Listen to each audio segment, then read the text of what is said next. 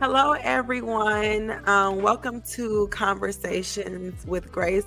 We've got something new for you all today. I like to call it story time. Story time.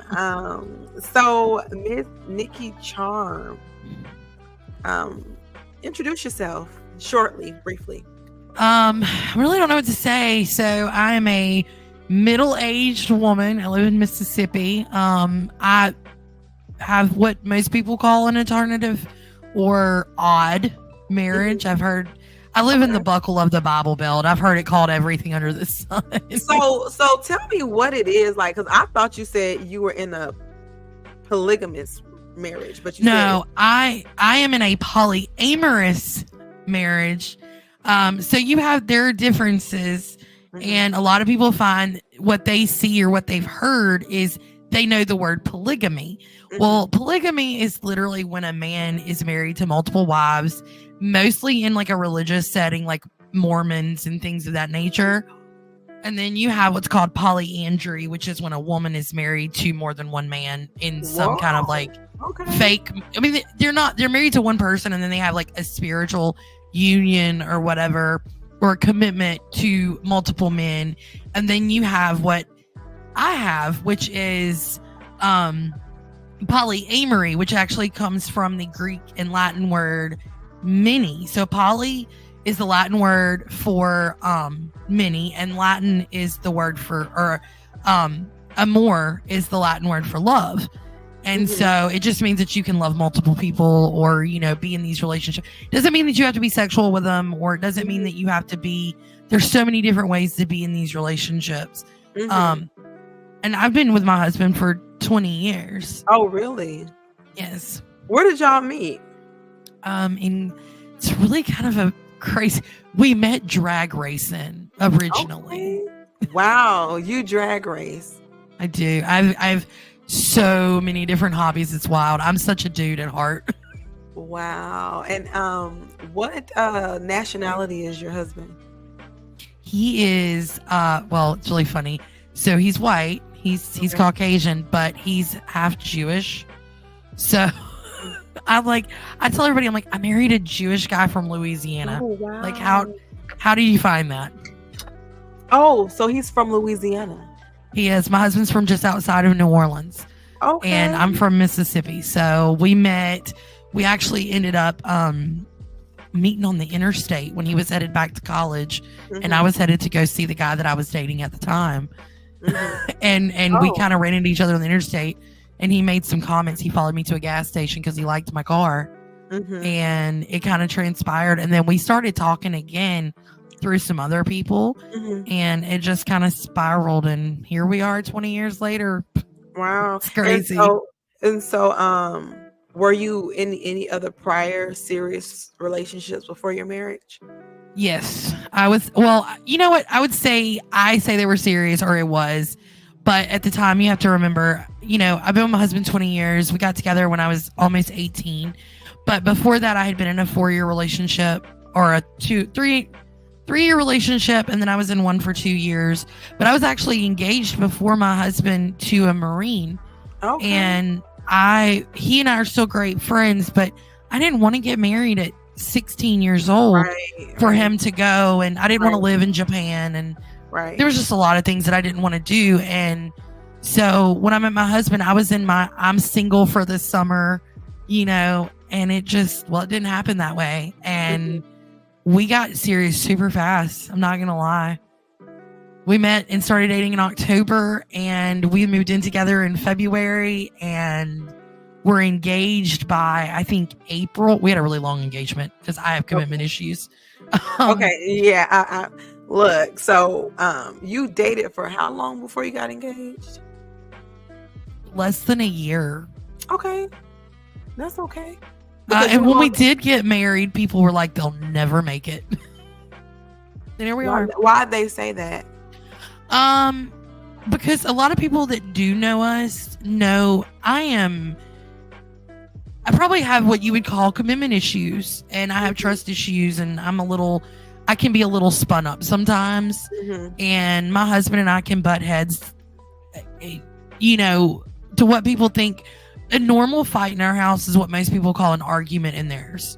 But what people, because we don't let people see that side of our relationship, you know, I don't think that's anyone's business. But people assume that probably when we fight, we're just throwing punches, breaking dishes, you know, and we're not. We're just, but that's people that know me know I'm a very hot-headed person.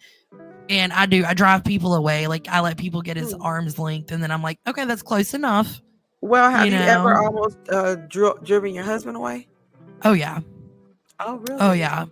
How? Oh, yeah. I am a self-sabotager. A hardcore self-sabotager. I admit it. When things get too good, I'm like, okay, well, the shoe's got to drop. And no, I mean, I've pushed that man. Like, you wouldn't believe it. Some of the things, especially because we were young when we got together. Man, we were still kids, you know. Right. And now it's not. I mean, I still have moments, but not like it was.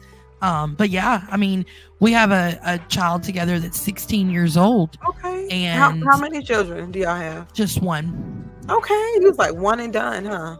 One and done. How old are you guys? If that's not too much, or if that is too much age. Oh no, I'm 37, and my husband is the big 40.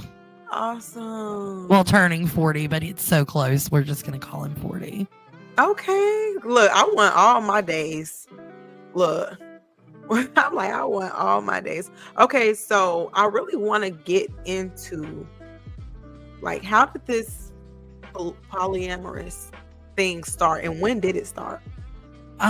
Okay, so I am super open with everything. So, like, I just tell people, you know, it really started out. Okay, so I've always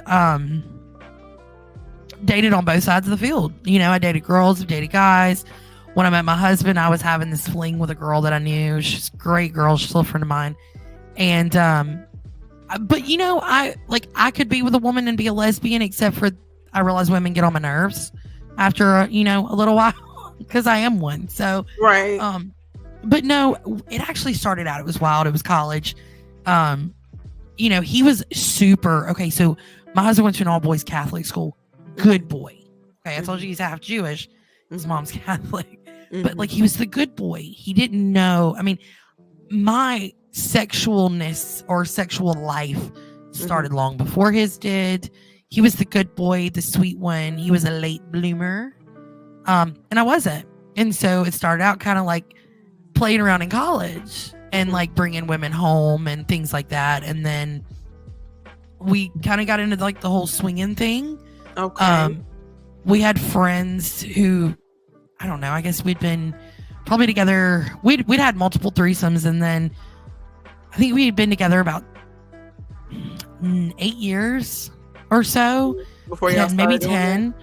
And we had some friends that knew where a swingers club was.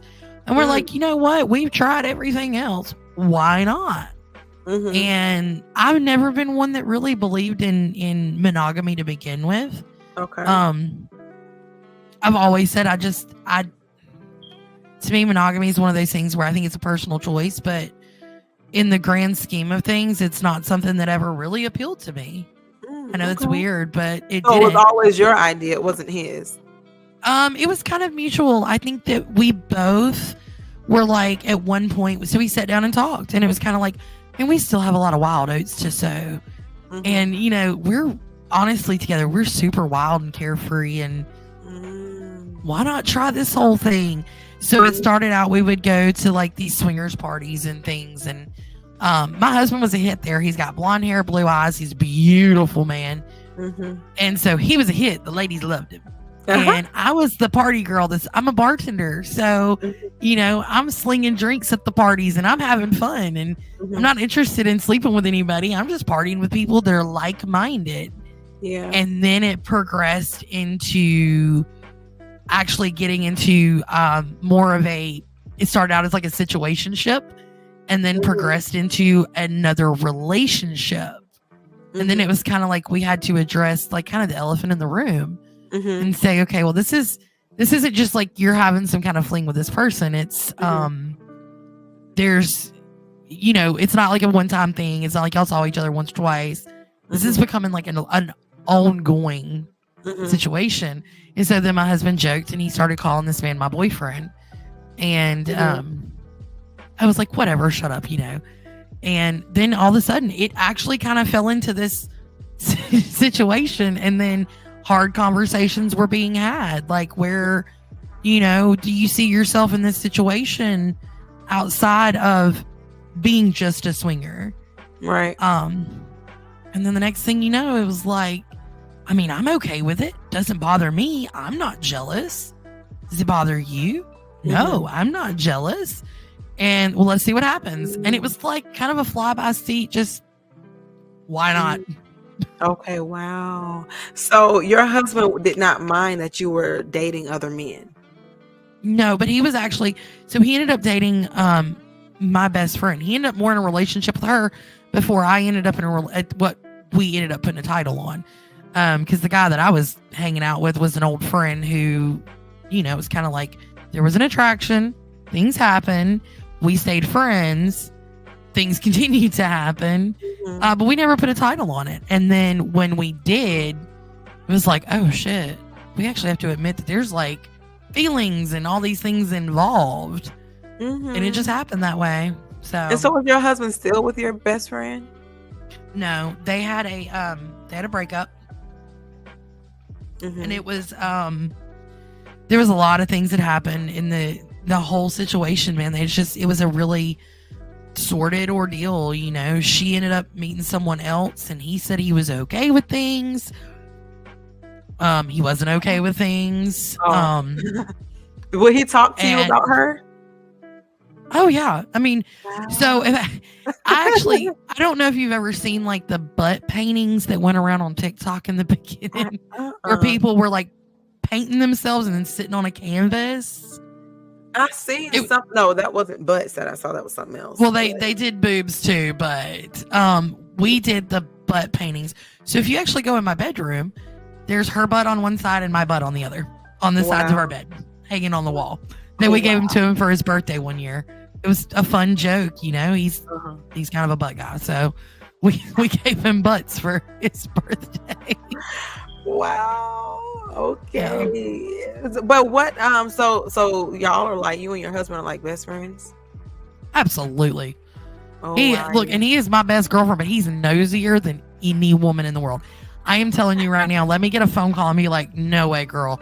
He is gonna spin around. What? Put it on speaker. Okay. Who did what? Tell me. This man is literally in all the tea. He knows everything. Right. So hey, what's his name? Grant. Hey, Grant, how you doing? He is in the tea. He is the nosiest. He's like the best girlfriend in the world, though. Wow. We go get pedicures together. It's fantastic. Wow, y'all have a great friendship. That's awesome.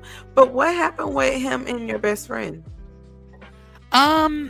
They were great, but my husband, now the one thing, so there was a little bit of a trepidation when we first, I guess, admitted that we were poly and we weren't swingers anymore. Okay, so y'all weren't. So what's the difference? Because I thought that was, what's the difference? Swingers is more of a, you play with this person and it's like a one-time thing. And it's, there's always a group setting or there's a party where people mingle. And in the beginning, there was a lot of the conversation of, he's like, well, I don't have feelings for her like that. And there was a lot of denial because there is that guilt that you feel. You've been told your entire life, marriage is a man and a woman. And you're preached that and it's shoved down your throat and it's such a thing. And especially being here in the Bible Belt. And so there's a little bit of that guilt that you feel, unless you're like me and you buck the system and you think it's funny to get the shock factor for people. Because I do. But to him, not so much. My husband is much more tame and much more calm than I am. And so there was a lot of the trepidation. And like I said, he went to a Catholic school, So his religious raising of things was really hardcore in the marriage as a man and a woman. Nobody else. And so there was a lot of questions in the beginning of, well, I don't have these feelings for her that way. And I don't, we're just friends having a good time. She lived with us. He called her his Oh, girlfriend. really? But she did. Yeah, she lived with us for quite a while. She went through a really nasty breakup, and she ran to where she was safe and she was home and she was comfortable. We raised our kids together. I mean, her daughter is my daughter at the end of the day. Wow. My son So is how her long son were at the y'all end of the living day. together? How long were you and your husband? How long was he dating her? They were together right at 10 years. Are you serious? Yes. Wow, this is the real deal. Yeah. And I watched my husband go through. I mean, him going through that breakup it was essentially going through a divorce. You have 10 years with this person. Wow. So there was a lot of, you have to be supportive. And in this type of relationship, you really have to be able to lean on your primary partner, if you want to call him that. Did you feel I hate to use the words primary? My husband has always said we have kind of the establishment of there are different levels to poly lifestyles. And there are Facebook groups where there's a lot of things that I don't agree with and a lot of things that people don't agree with mine. We have what's called hierarchical polyamory. No matter who we're with on the outside, my husband's always going to get 51% and that person can have 49. I'm always going to get 51% and they're going to get 49.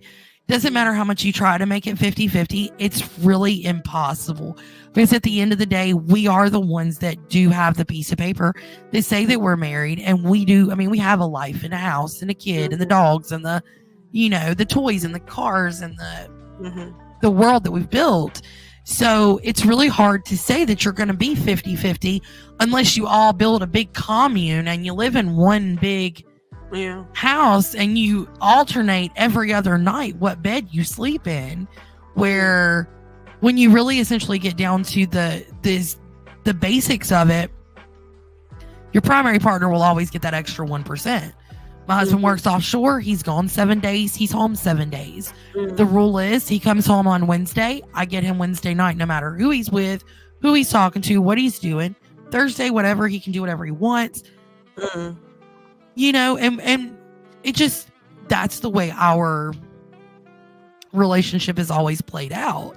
And you'll have people that'll tell you hierarchical poly is not fair and it's all these things. But when you really get down to it, there's no relationship that doesn't have some form of hierarchy in it.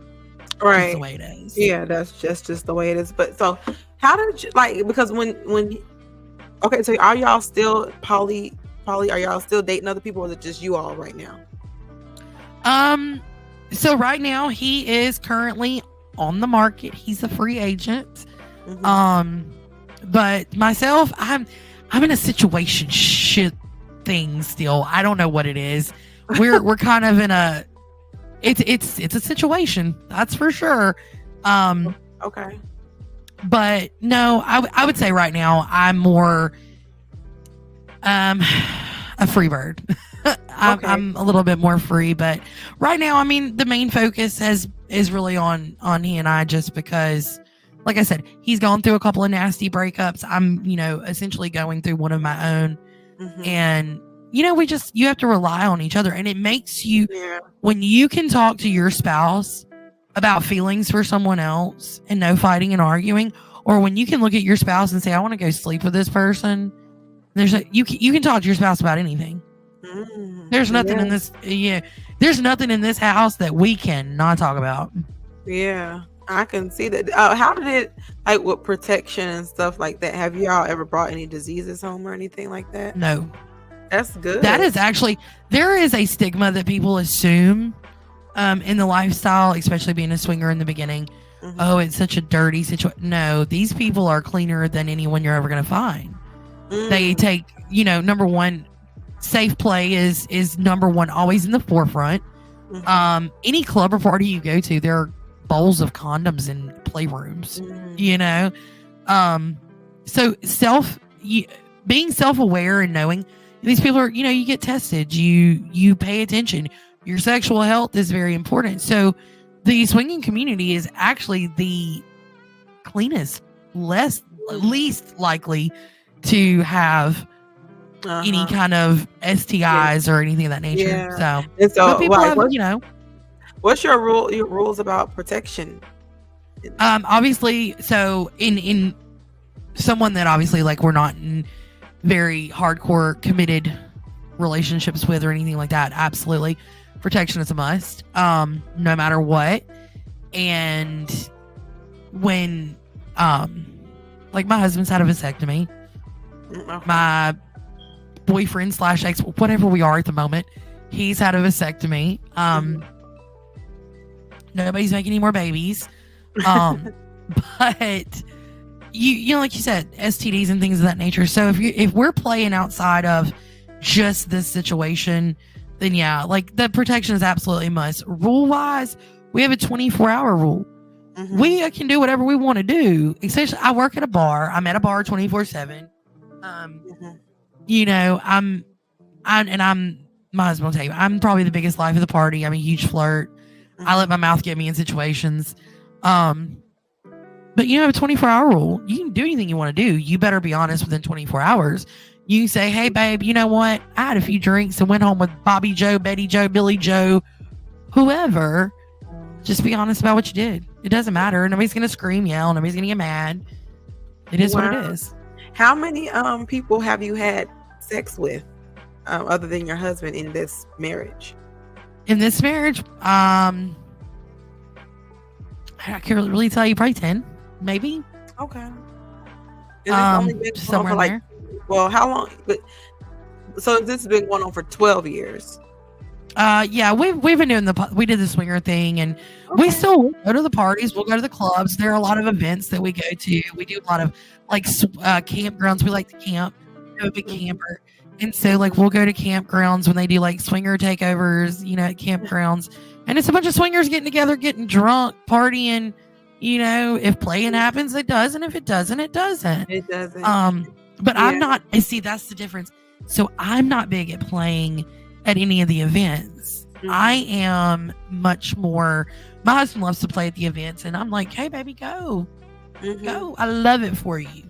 Me, on the other hand, I have, I guess the difference of like what I like or what I want. So I like you know, meeting somebody at a bar or meeting somebody, you know, in a more, I think it's more of it's the thrill, it's the chase, it's the, do you want to, you know, so that's how essentially I am always going to end up in a situation of, I would rather play with somebody that I met in more of like, I guess, an authentic or organic type way versus being at a party, because a lot of the times there's no one there that I'm just really interested in. Yeah, I got you. You're more picky. I am extremely. How many people has your husband had sex with within you all's marriage? A lot. A lot. I would say probably somewhere in the neighborhood of 50, maybe more. Wow. Yeah. And so how has any of them gone crazy on him? No, not really. No, we actually had one. No, that is not true. We had one who's a girl that he had hooked up with a couple of times at a swingers club and at some parties. And he hooked up with this other girl and she was like, he's mine. No, baby, I have the papers. He's mine. I own that one. But that's I think that's the only one, you know? And it was funny. I laughed it off at him. It was like, whatever. Girl, go on somewhere. And I told him about it, and he was like, no. I mean, I was drunk and played with her, but, you know. Wow. So, but yeah, we've never really had any problems in that aspect at all. What do y'all have arguments or problems about concerning, like? My temper. Okay. My temper and my attitude sometimes. Honestly, those are probably the biggest ones. And my husband is just a man, and he's always wrong. I don't care what anybody says. I got you. But no, I mean, it's really, I will say that a lot of our arguments probably come from one of us has a clipped tone when we don't mean to. And I am automatically, the minute I feel like there's an attitude or a tone, I shut down, walls go up, and I turn into like the biggest smart ass. And so that's my automatic defense. So that's normally what spawns a lot of our like issues. And he's like, I wasn't trying to fight with you. And I'm like, I'm not fighting with you, you know? And then, of course, yeah. So what was one of the biggest challenges that y'all had to overcome in your marriage? ooh, well, if we're going to be honest here, I'm not going to say that either one of us have ever been squeaky clean.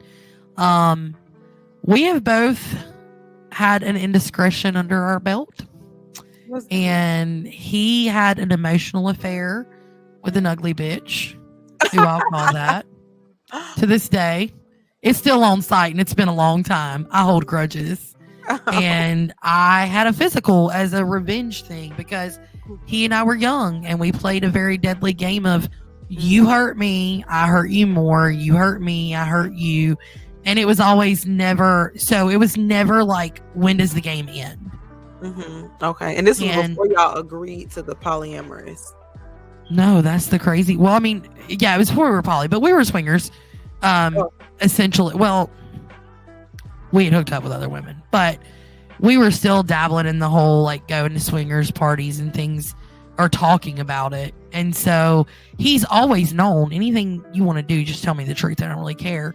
But no, we were having some major issues in our relationship, and this has been 15, 16 years ago.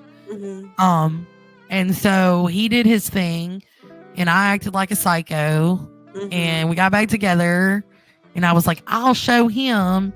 And then I did, and then I felt 10 times worse after, and then I got caught, and I guess he thought I was going to try to lie. And he said, well, I know. And I said, well, you caught me, I can't, that's my question. Deny it. How does it become an affair when you all are in this polyamorous thing? Now it would be a lot different and a lot harder to create that situation. But I mean, yeah, if he hides it from me or I hide it from him, naturally but anybody can have an affair and anybody can cheat. It's whether you play within parameters that your relationship works with. It's just about being honest, and y'all it's cheating if you're not being honest. Yeah, no, I mean, if I'm sitting here, for instance, I don't know, if he's sitting on the couch and I have my phone turned away and, I'm texting Johnny Joe and he says, well, who are you talking to? And I tell him, oh, I'm talking to Gracie Lou Freebush, and I'm lying about who I'm talking to. Okay. That's when you start getting into the questions and who are you really talking to? What's really going on? There's nothing there are no passcodes on my phone. Well, it goes on after 15 minutes, but my husband knows the passcode. Yeah. He can log on my phone anytime he wants. I know the passcode is. I have no reason to go through his stuff. Right. If he wants to go through mine, I'll hand it to him right now. Here you go. Have at it, buddy. But no, there's like our office is literally like our desks are here side by side. And, our computers are here side by side. We're always in here together doing something, working on something, whatever we're doing. He can see everything I'm doing on my computer. So, I can see what he's doing on his. If he's talking to somebody, and he's hiding it, then yeah, it's a problem. If I'm talking to someone and I'm hiding it. But when you have the openness, that really and truly, we actually got asked at a campground. I think it was one in Natchez. We had just gone for like a little staycation, and we've had people ask us if we're newlyweds. We've had people ask us, how long have y'all been dating? I'm like, I wish we were still in that phase, but we've been married a long time, Yeah.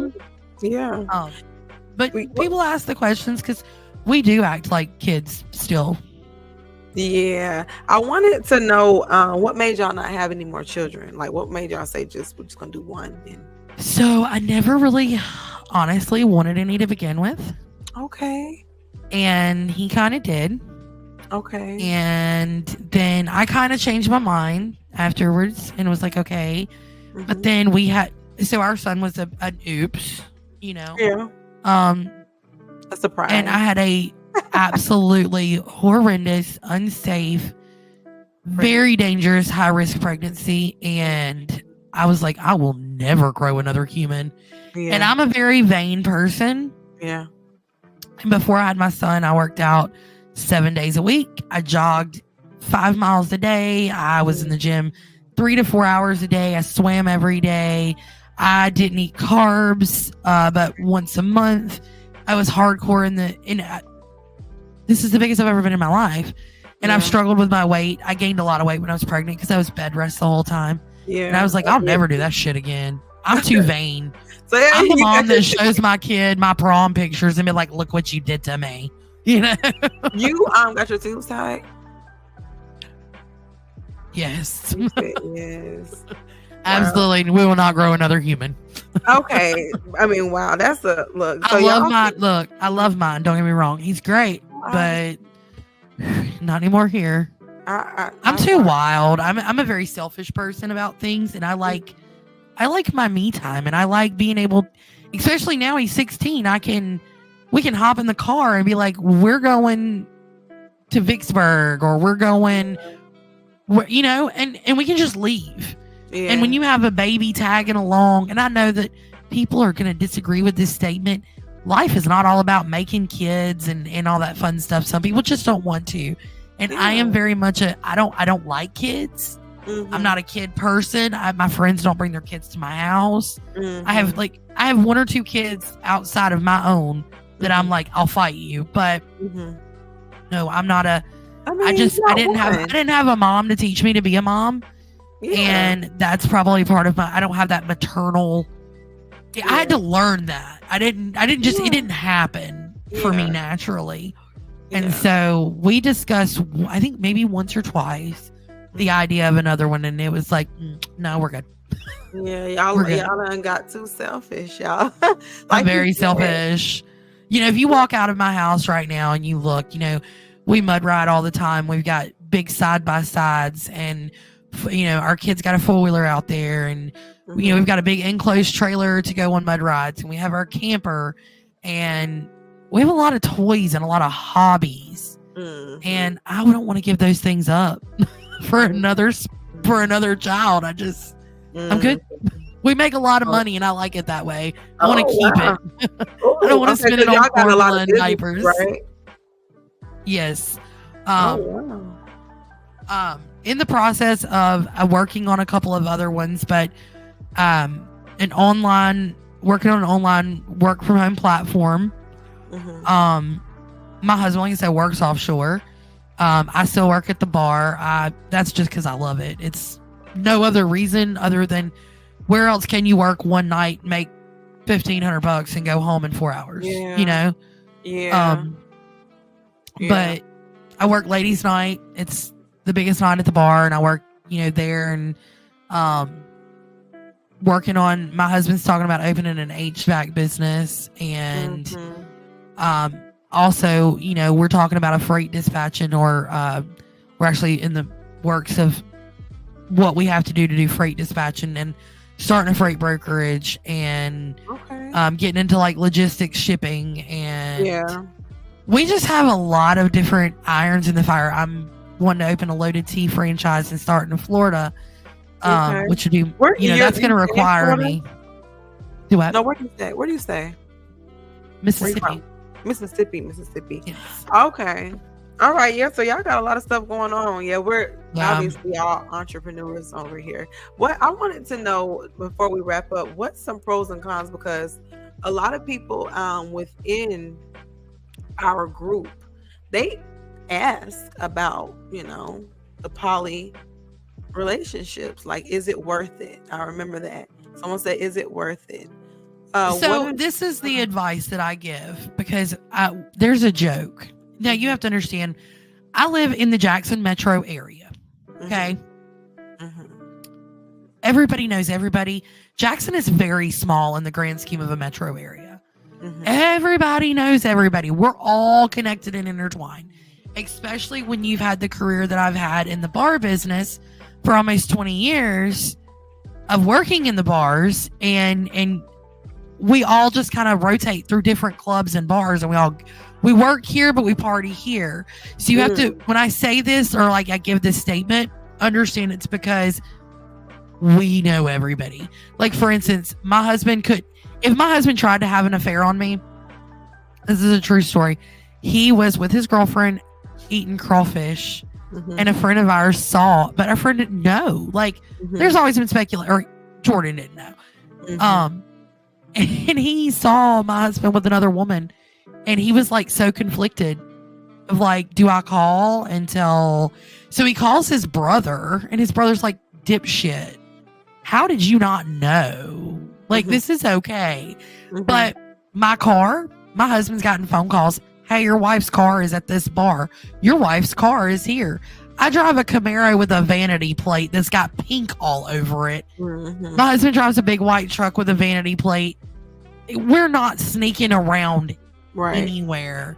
So when we get asked that question, which is a lot, and we get called the swinger gurus and polyamorous gurus, the first thing that I tell people when they mention this lifestyle, no matter what, you're never going to do it to fix your marriage. Okay. I've heard people that are like, we're going to get it. Swinging in 2024, honest to God, is becoming the new, let's have a baby, it'll fix our marriage.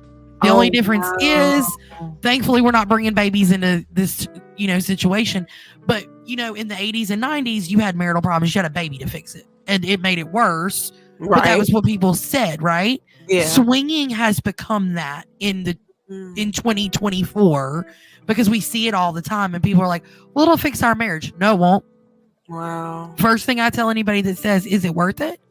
Look at your marriage. I want you to take your marriage and I want you to put it in a box and stand on the outside. I want you to look in, and I want you to think about anything that you can't stand about your spouse.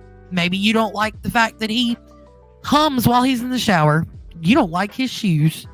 It will take the most minuscule and minute things in your relationship, and it will put them under a magnifying glass, and it will show you every bad thing in yourself, in your partner, and in your marriage. And it can either be the best thing in the world or the worst. And if you're doing this to fix your relationship, 100% worst thing you can do. Wow. If you're secure, you have a very happy home, and y'all just have curiosity and y'all have flavors out. Maybe each other's yums aren't the same. That's all. I tell people, I don't yuck people's yum. However you live your life, whatever you do, that's on you. But maybe you have a flavor outside of the bedroom that you want to try with someone else, and that's okay. But you have to be secure and in your mind, 110%. You can't do, if you are a jealous person or you are, oh God, the jealousy, man. I've watched it. I have seen so many things over the years of being in this lifestyle and then just working in the industry that I've worked in for so long. And I can tell you stories after stories. And I know people that have been like, we're doing this to fix our marriage. I've seen more people divorce. Wow. You have to be so secure, but you have to look at every aspect of your marriage and say, are we able to communicate? Because communication is the first and foremost thing. I've always said sex in a marriage is number one before communication. Can you and your partner still look at each other the same if your partner goes and sleeps with someone else? Can you look at each other the same? Right. Because that goes to the intimacy aspect. That doesn't have anything to do with communication. That has the intimacy aspect. You take intimacy out of a marriage and you're two roommates that can have a conversation. Congratulations. People do it every day. Wow. And I mean, I got questions now. I wanted to know, do you know any Christians who have practiced this? Really? Are they like, are they the ones who are like saying, like, who's walking around? Yeah, we've got some of those. I know some that are hardcore, man. They will do some swinging from the chandelier wild shit on a Friday night and be at the front door of the church on Sunday. And hey, that's okay if that's what you want to do. It's personally not for me. I know some that are Jehovah's Witnesses kids that have gotten into open relationships and swinging, and there are so many walks of life in this. You see everything from people who are agnostic, atheist, Catholic.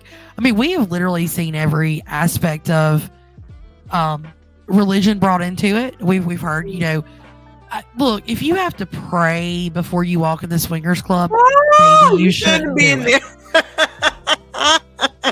Just saying, baby. Just saying. So you seen them praying, saying what? Because you know what you're doing. Exactly. Girl, you'd be amazed though. It honestly is. Yeah, there's a lot of backdoor Christians. They love it though. They play hard and party hard, but by golly, they gonna be at church on Sunday. But here's the thing though. Well, there's no different in that than working in the bar and watching these girls go out there and give some head in the parking lot and then go to church on Sunday morning in the clothes they were in the bar and on Saturday night. Wow. I've watched it. I've watched girls leave the bar at 7 a.m. on a Sunday morning because we've been open all night partying, and they've left. And I actually know a girl. I could call her out by name, but I'm gonna be nice and not do that today. But I've watched her leave Pops after hooking up with some guy in the parking lot and post a picture at church in her clothes at the bar. She actually told me one night, I was like, wow, you're dressed cute. She said, yeah, I'm dressed for church in the morning. I said, girl, ain't no way.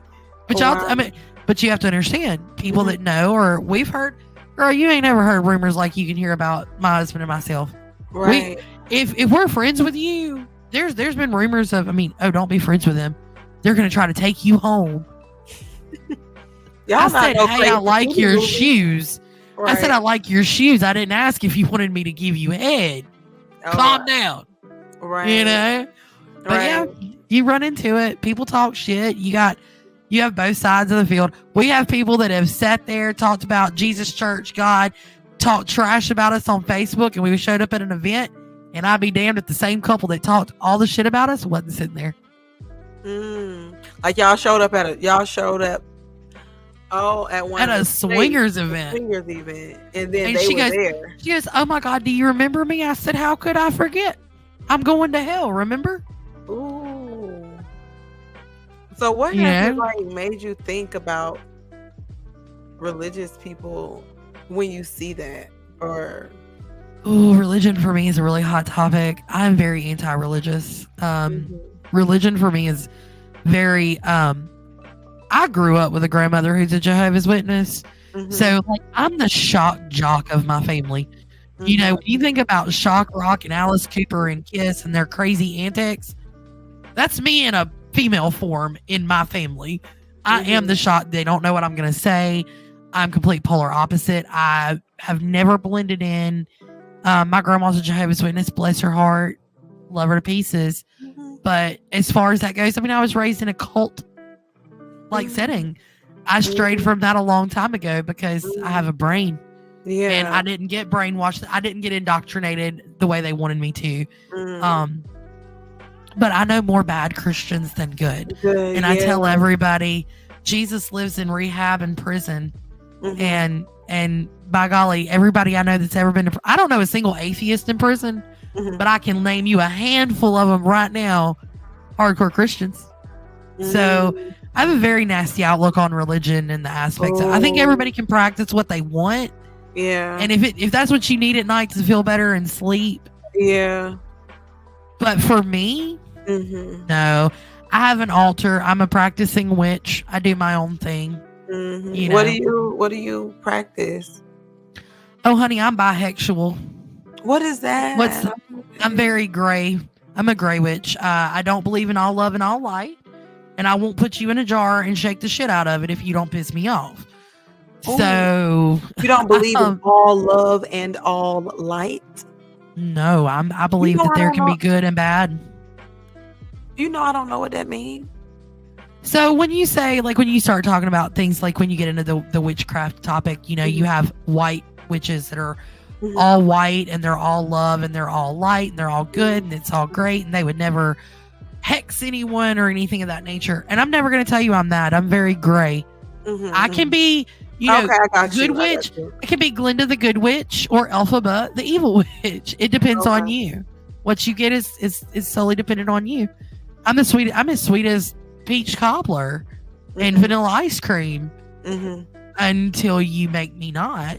Right. You know? Right. So I practice my own spirituality and beliefs with my own deities. Okay. And so does your husband practice the same thing as well?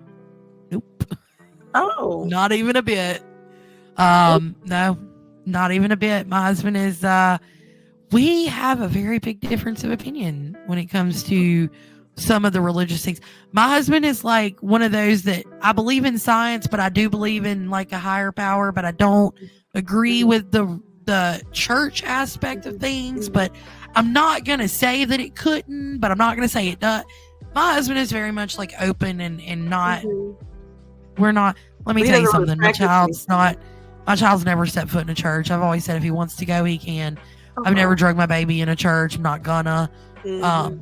I've always told him, do your own research, read up, do your own, figure out your own, if you have questions, I'll answer them. But we are definitely not a church family at all.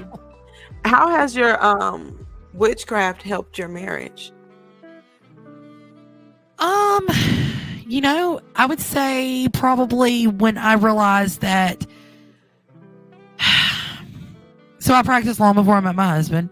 You got to you practice what? Because I didn't hear what you say. I practiced. I dabbled with my craft long before. Okay. I started realizing that I wasn't the normal kid. Really early on, and I would say I started getting more curious and dabbling in things, and probably got really serious about wanting to know more when I was about 12 or 13, and started really questioning, like, I guess, other ideas, or like the idea of other powers that be. And so, but when I met my husband, I was very honest with him. I said, I'm into some fun stuff, like explain to him, I'm just different, and he loved it. And for the most part, he sends me memes all the time, and he calls me his little wicked witch some days, and then some days I'm Glenda the good witch, and he calls me his spooky bride, and he was very accepting. I don't think that it's ever had an impact. No, if I drag him to a cemetery on a full moon, it impacts our marriage, because my husband is scared of anything that moves. A leaf can move, and that man is like a cat on a hot tin roof. Okay. Other than that, not really no effects. Okay, so I was just I didn't even plan on asking you about that. We just geared into ask away. I love it. But yeah, thank you so much for opening up about that. I mean, you definitely got to be secure. I mean, you sound super secure, non-jealous. And I'm just pointing that out because I know people, like, they ask questions about it. It's not for everybody. No, it's definitely not. And I'm, like I said, people ask us, and that's the one thing I tell them. And people criticize it, and I just tell them, I said, my life is not my lifestyle. Whether you agree with it or you don't, doesn't mean that it's for everyone. I'm not pushing it on you. Right. You can do whatever you want. That's why we have free will. Yeah. We have the choice. We can decide. We chose to live this way. We have chosen to have this type of marriage or this type of relationship. And I'm not going to say that at some point in life, hey, maybe I don't know, maybe we won't, or maybe we'll have 100 partners, or. But that was a question. I forgot. I wanted to know that one. How long do you see yourself doing this type of, as long as it makes us happy. Okay. And that's one of those things, like I said, watching your partner go through a negative situation or a breakup that's hard, and a lot of tears and a lot of emotions, you have to be very secure in watching your partner grieve that. And it's not pretty. There are moments it's not. There's a lot of just sitting in silence. You're there for them.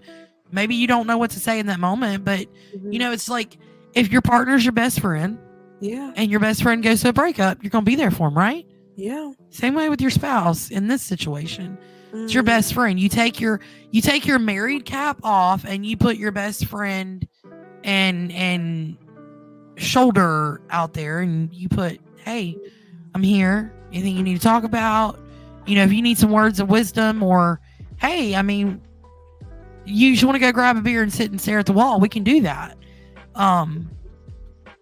It doesn't always have to be, you don't always have to be that person's husband or wife. Sometimes you just need to be their best friend. Mm-hmm. And the comforting aspect of that is, there was I used to watch him, I can't think of his name now, but he made the comment, these people, you'll always hear where people say, oh, this person's my one. Mm-hmm. The one. That's a lie. Not one person can fulfill every single thing that you need. You have friends for a reason. They fill an emotional void somewhere. Your husband or wife fills something else somewhere, right? So you married your one that you love, but it doesn't mean that that's the one that's going to fill every single thing in your life. So when they start, you marry your 0.975 and you round that motherfucker up. That's essentially what you do. And then you build that best friendship, and they do become your best friend, and they do become your one if you have a relationship where you have that kind of communication. I see girls that are like, I don't talk to my husband about these things, or I only talk to my girlfriends. Dude, I'm going to tell my husband everything. Don't tell my best friend. Because he going to know when I get home. He going to know. He gets to go to girls' night. Yeah. He definitely is a super involved husband. Like, my husband does not want to go to no girls' night. Period. Oh my God, mine loves it. He sits over in the corner and listens to the gossip and drinks. Like, he drinks and listens to our gossip, and occasionally he'll be like, girl, he an asshole. Wow. Yeah. So my best friend and I have margaritas normally on Fridays, and we go drink margaritas and we bitch about whatever it is we're going to bitch about that day. And he'll sit in the corner, and her husband really is a POS. I wish she would leave him already, but is this the best friend who used to date? No. This is she's actually no, this girl is totally different, but she's in a shitty marriage, and he's horrible to her, and he's very emotionally abusive. He's a narcissist. And my husband will go to girls' night with us, and swear to God, he'll be like, girl, let me tell you, if I did that woman right there would whoop my ass all over this patio, And he's very involved. I mean, he jumps in the conversation. Look, he couldn't stand it. I believe he had food poisoning yesterday. We went and ate, and he's been detrimentally sick all night long. Oh, wow. And so he can't stand to be by himself. He's like a golden retriever. So the entire time we've been doing this, he's been sitting in the corner of my office over here. Oh, I knew somebody was sitting over there because you kept on looking to the side. Yeah, he's sitting over here. I know. Look. Oh, hi, Grant. She said hi, Grant. You want to come here? Hope he feels better. Now, I want to ask one question. I don't want you to get offended, but you said I could. You definitely could. This is. Hi, Grant. Nice to meet you. Hope you feel better. He's like, Okay, so look, last question. I think absolutely. Because you keep telling me. Hit me with it. I know you said you've been with girls. Has he been with guys? No. Okay, he doesn't play that. I wouldn't be opposed, because my ex was, and it was like Disneyland, girl. We're ride to ride. You said no. He don't play that. Okay, so y'all do got some boundaries right there. And if he wanted, I'd be like, hey, do you, baby? You're on. Go. Like I said, my ex was into I don't know, man. My ex was wild. We were wild together, and so. You talking about like the guy who you were dating during your marriage? No, before. Oh, before. Before I met my husband, and I mean, we were wild together. And he was, I tell everybody, he was my first everything in life, as far as my first kiss, my first love, my first that I ever slept with. But outside of that, we were just wild and crazy. We had threesomes. We did some crazy shit.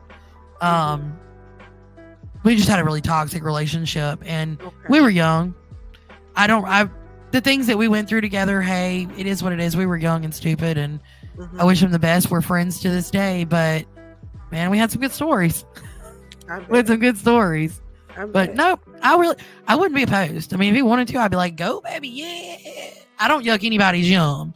I got you. No, unfortunately. I got you. But thank you, Miss Nikki, for being so open with me. I wanted to look. I got too much into your story. I wanted to know because we met through this group, and I wanted to know more about I looked at some of your videos.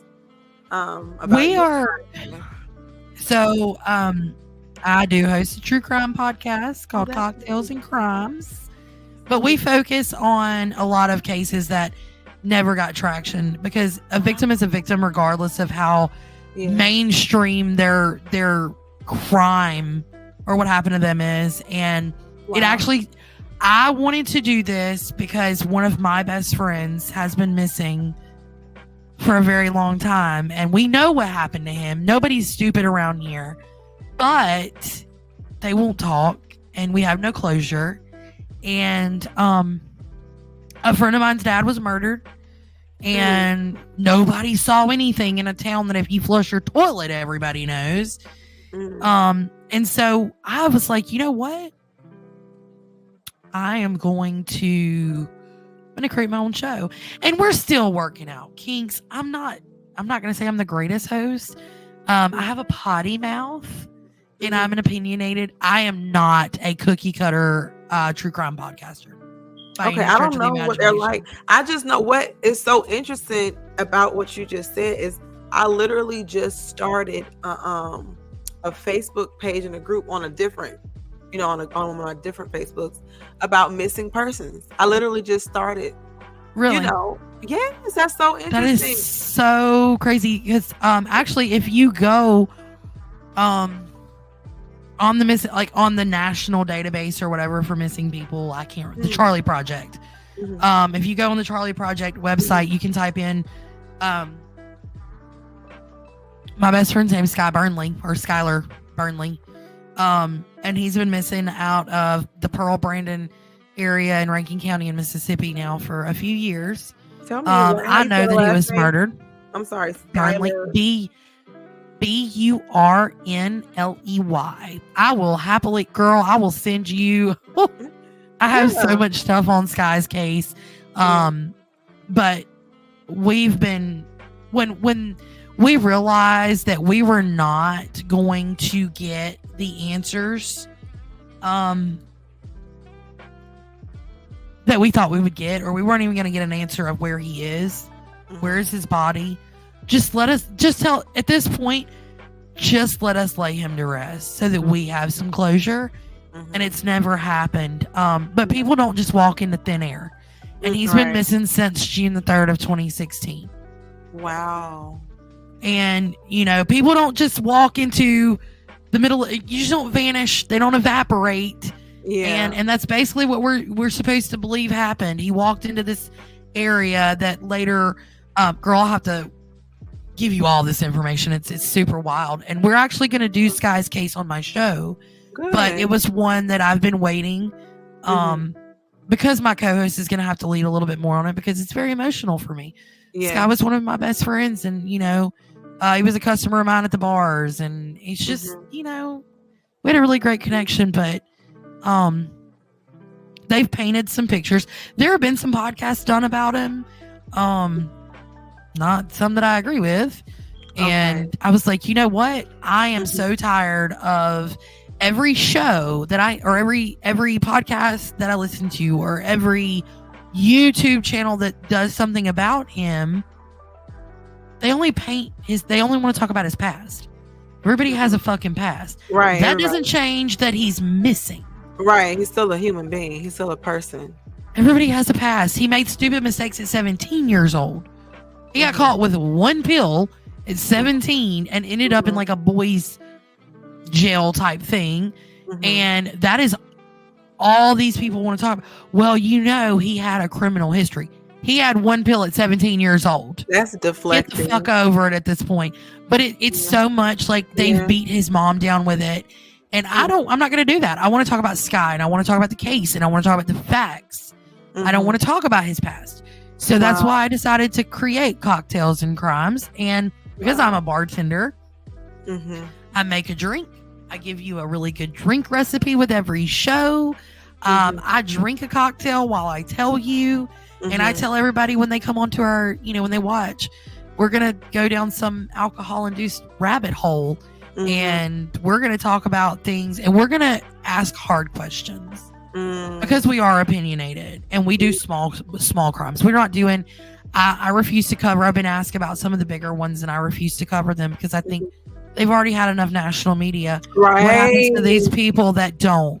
No, what happens to and that's the only look just like that lady, what's her name, Sonia Massey or whatever, who they just shot for no reason. No reason at all. That happened July 4th or whatever, or July. Yes. I didn't know it happened that long, but until people continue to speak about it, nobody will hear about certain things. Exactly. And what annoys me, or I guess irks my nerves. Yeah. Okay. For instance, I'm going to use the prime one. JonBenet Ramsey. I'm sorry. She's had so much national coverage all these years. I don't feel the need to do a show to talk about JonBenet Ramsey. Yeah. I'm not saying that I don't want her case solved, because I do. Yes. But what about the woman who what about, Sky? He didn't get national coverage. Right. What about my friend Amanda's dad, who there was only like 2 news articles written about this man. And he was found, his truck was burned, rolled down a hill into a ditch, and he was found thrown over an overpass. Wow. And we have 2 news articles and nothing.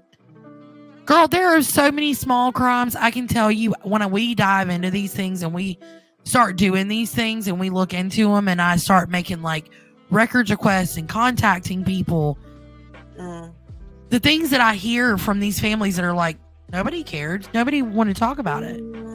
I care. You know why I care? Because my friend is missing and nobody cared about him either. Wow. Every family deserves answers. I don't care if you're famous. I don't care if you're not famous. I don't give a shit if you were popular. Every family deserves some form of an answer. And regardless of if we ever get, maybe we never get followers out past what we have now, but I am, and I'm gonna follow, because I don't try to do my own thing. I just share what other people are, posting about and stuff like that. And if you ever run across something that you're just like, wow, this didn't get attention, I know something that I'm thinking about right now, I'll give it to you. Send it to me and be hey, look at this. We've got a stack over in the corner of different ones, and I go through and spend hours. I talk to their families. I've communicated with some moms that are just like, wow, no one's ever reached out to us. No one's ever cared. How did you find out? And I'm like, you had to find a dark hole and fall down it, and then it led me here. Wow. And a lot of these come from people sending me messages saying, our followers have sent messages and said, hey, my cousin's brother's sister's uncle's wife was murdered in 94. And, we had a case here that we're actually getting ready to do. His name was Justin Troy Lander. It's literally right up the road from where I live. He was run over on Highway 98, which is a federal highway, by the way. Feds have never been called in. There's no answer, but his mom was called to the scene to watch him get run over. They told her, they parked her. He was walking to his mom's vehicle, and a car doing 90 came out of nowhere and ran him over. She held her son while he took his last breath. The scene was so gruesome, they had to use a fire truck to clean the road off, and nobody knows anything. They didn't find the guy who was speeding? You don't hit a human body at 90 miles an hour and not total a truck. Think about that. Right. They know who did it. So you also do cases where people have died unjustly. Oh, yeah. Okay. And we want to get into wrongful convictions. I'm very passionate about the West Memphis 3. And that's another, I want to get into wrongful convictions. I want to get into, anything. I'm open to wrong stuff. There, Wrong people need Justice. justice. Yeah, I got you. Justice. Where are you from? I didn't even ask you that. Georgia. Georgia. Yes. Okay. Yes. We've spent a lot of time in Atlanta for concerts. Oh yeah. We'll actually be in Georgia. We'll actually be in Georgia in December. We're gonna be in the mountains in Helen and Dahlonega. Okay, y'all gonna be in North Georgia. Yes. Okay, yes. nice. Okay. So excited. It might be snowing there. It might be. I have my fingers crossed. Sometimes it really does. I think we went back in 2022 in North Georgia when it was snowing. It was really nice because it's close to beautiful. Well, and so we're actually going to be right on the line for North Carolina. We're going to be right on the North Carolina line, and I'm so hoping. I'm hoping for snow. No, I have my fingers crossed. We went to Tennessee. It was crazy because I don't know how we ended up in North Carolina, but because it's because you can go a one. Well, I mean, you literally 1 mile and you're like in the middle of Well, you have what is it? The Dragon's Tail. The Dragon's Tail up there where all the motorcycles go. That you literally cross the state line there. Yeah, and so it was like we couldn't even go. We had to turn around with no service because it was like frozen. Like it was about to be a snowstorm. Oh, y'all were gonna be in trouble. Yeah, so all of that is close. That borderline to North Georgia. So I definitely hope that you have a snowy Christmas. You'll be here for Christmas. I hope. I'm a Halloween fanatic. The only holiday that matters in my house is Halloween. Okay, I got you. And normally I'm a Scrooge. I'm not gonna lie, I'm a big Scrooge. Really? But I'm actually this year because we're gonna be in Helen and we're gonna be in Dahlonega. And the greatest part is I love taking these trips with my husband to places that he's never been. Right? Okay. I've been to Helen. I've been to Dahlonega. But this year, my in-laws are gonna come and they've never been. Okay. And they've never experienced these places, and I have. So it's like I'm gonna get to and our child's gonna be there, and my brother-in-law. Also, family trip. Yeah.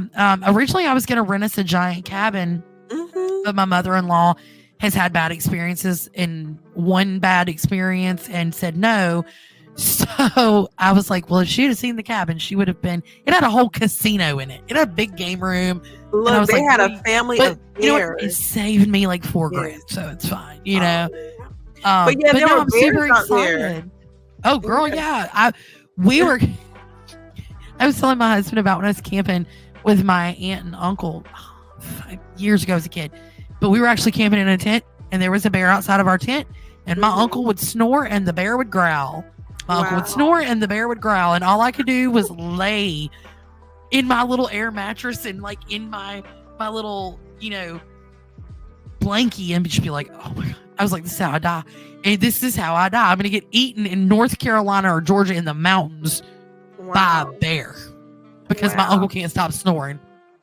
Look, that's going to be great. I love Christmas. I don't too much care about Halloween, but I started celebrating Christmas in, I think, September. Look, to tell you how much my Halloween fanatic is, this is my bat that sits on my desk year round. My husband bought it for me because he loves me. Everything in my house is Halloween year round. Nothing changes. It's so funny. It's all 3 months. Oh no, I am a girl. The minute Halloween stuff comes out, it's over with. Yeah.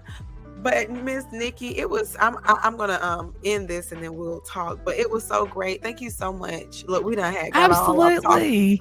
But I really wanted to give you an opportunity to talk about your podcast because I believe thank you so much. Yes, and we're gonna hook up with that.